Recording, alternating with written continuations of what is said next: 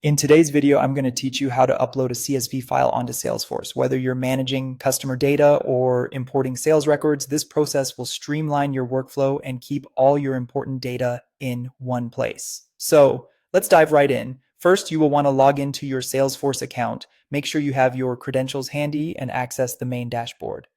Once you're logged in, look for the settings icon, usually found at the top right corner of the screen. Clicking on this will open up several options, but for this task, we need to go into the Open Advanced Setup. Within the Advanced Setup, your task is to locate the Data Import Wizard. You can simply use the search bar, usually located on the left panel, enter Data Import Wizard, and the system will provide you with quick access. When you see it, click on the Data Import Wizard to proceed to the next step. Now you're in the heart of the Data Import section. Notice the option labeled Import My Data and go ahead and click on it. This will bring up the option to click on Start, which is your cue to begin the process. Once initiated, you'll see options to select the type of data you want to import. Choose the category that corresponds to your CSV file and then hit Next. Follow the prompts provided by the wizard. This is where things start to get crucial. You'll see the option stating, I have a .csv file for data import. Click on that, which will then prompt you to upload your files.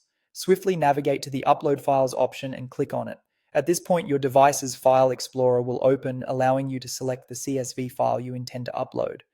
Locate your file, select it, and then proceed by clicking Next. Here's a little tip. Always double check to make sure you've selected the right file. One of the final steps involves mapping your CSV file's data to the Salesforce fields.